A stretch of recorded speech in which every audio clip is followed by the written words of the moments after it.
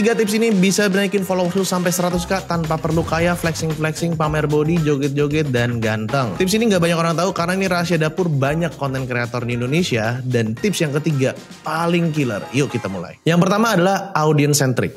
Buat lu yang belum tahu audience centric itu adalah prinsip utama yang gak boleh banget kelewat pada saat lu bikin konten. Yaitu saat lu bikin konten gak boleh banget lu egois dalam bikin konten. Seluruh konten yang lu buat wajib materinya untuk kepentingan target audience. Salah satu cara untuk konten lu bisa ditujukan untuk kepentingan audience adalah dengan perbanyak kata kamu atau lo. Kurangin kata gue, dan gue. Karena fakta pahitnya saat lo mulai ngonten gak ada yang peduli dengan diri lo. Yang audience peduliin adalah diri mereka sendiri. Jadi berikanlah apa yang mereka mau, bukan apa yang lo mau. Yang kedua adalah audio over video. Ini penting banget lu tahu karena di luar sana banyak banget orang yang ngira bahwa kalau misalnya lu bikin konten itu wajib banget punya alat rekam yang canggih, yang tajam banget. Alhasil banyak yang investnya ke HP atau kamera yang over budget. Kenyataannya riset dari Social Media Today, suara lebih ningkatin engagement di social media dibandingkan visual. Sekarang coba lu bandingin deh, 2 video ini lebih enak mana? Kalau lu ada budget, lebih mendingan lu invest di audio dulu. Karena kalau lu udah invest di video yang bagus, terus abis itu lu upload videonya ke platform juga, itu juga bakalan kekompres. Kecuali lu punya bener-bener kamera yang 10 bit, terus 4K dan lain-lain, baru tuh diuploadnya bagus ke social media.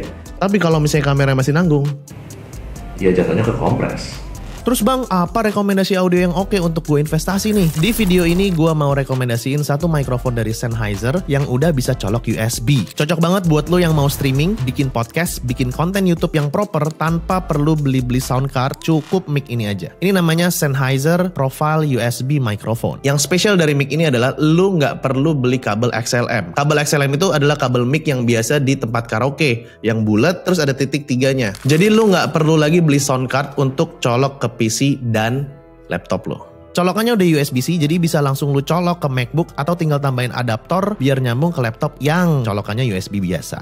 Nah sekarang kita cobain dulu suaranya biar bisa lu langsung rasain. Gue akan bandingin sama suara yang direkam dari mic laptop harga 20 jutaan. Halo semuanya, selamat datang di podcast Muda Cuma Sekali, karena kita nggak tambah muda. Halo semuanya, selamat datang di podcast Muda Cuma Sekali, karena kita nggak tambah muda. Kebetulan gue juga ngetes suara mic ini saat ada tetangga gue yang lagi bangun rumah dan ada suara nging dari gerinda. Nih suaranya. Ini gue lagi record dan ini ada suara gerinda. Kita lihat masuk atau enggak. Ada suara gerinda loh. Kita tes ya.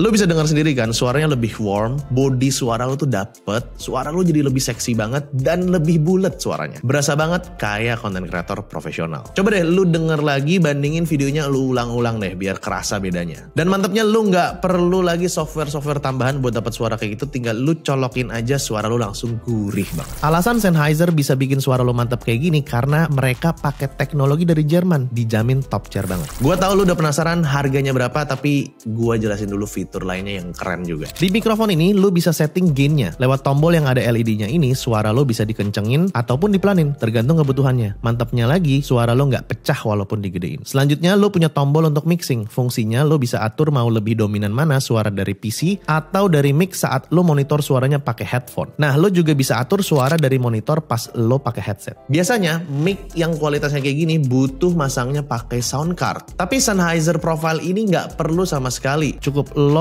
colokin satu kabel ke laptop atau kamera lo, dan kabel yang disediain sama mereka juga panjang.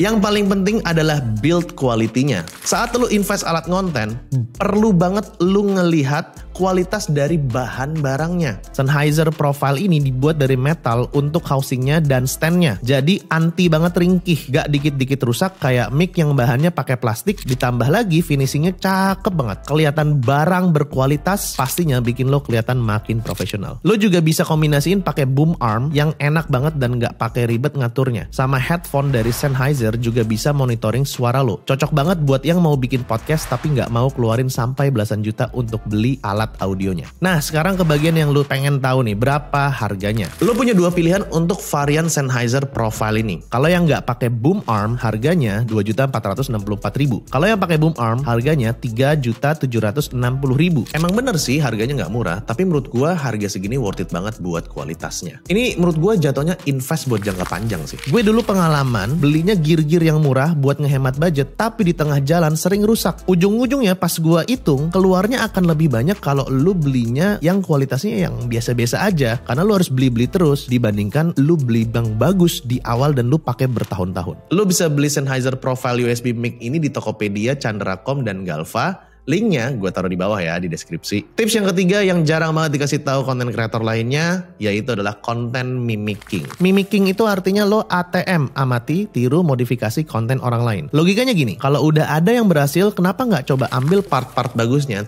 terus lo packaging ulang sesuai dengan gaya konten lo dan ciri khas lo. Dari mulai editing, scripting, efek yang dipakai, pembawaan karakter, teks-teks yang dipakai, warna font, dan lainnya. Sebelum bikin konten, lo bisa riset dulu konten sejenis mana yang laku dan mana yang nggak gitu laku. Tujuannya bukan mau pastiin video lo langsung meledak ya, tapi meningkatkan probabilitas kesuksesannya. Contoh lo mau bikin konten misteri nih, coba lo cari di YouTube konten-konten misteri yang sesuai dengan topik lo, yang viewsnya udah 100k dalam 1 tahun misalnya. Abis itu lo play, terus lo lihat pembahasan poin-poin apa yang dibahas, sedalam apa dibahasnya, ekspresi muka kreatornya, emosi yang diciptakannya, durasinya, judulnya, thumbnailnya, dan lain-lainnya. Dengan lo lakuin ini, lo nggak perlu ngeraba-raba terlalu acak dan terlalu random saat lu mau bikin konten. Nah, kalau lu udah praktekin 3 tips tadi, lu tinggal perlu konsisten. Saran gue, lu bisa posting at least 1 konten setiap harinya dan fokus ke TikTok dulu. Kenapa? Karena di TikTok ini potensi untuk konten lo viral gede banget. Pada dasarnya TikTok itu bukan sosial media, tapi TikTok itu adalah content sharing platform. Sehingga walaupun followers lo kecil, selama konten lo itu bagus banget, itu ada kemungkinan untuk FYP dan viral. Di TikTok juga lu nggak perlu editing yang terlalu keren, terlalu ribet di awal, tapi cukup edit langsung aja di aplikasi TikToknya sambil praktekin tips nomor 3 yang udah gue jelasin tadi, yaitu konten mimicking. Tapi masalahnya bang, gue ini sibuk, gak ada waktu untuk setiap hari syuting dan posting konten. Nah, cara lo biar gak usah setiap hari syuting, lo melakukan yang namanya konten stocking. Artinya lo nyetok dulu nih kontennya nih. Lo bisa take videonya dulu di akhir minggu nih, misalnya Sabtu Minggu lo libur, lo take videonya, abis itu lo kumpulin, terus edit, nah terus masukin ke draft. Dengan begitu, si video ini udah ada di draft tersebut, lo tinggal upload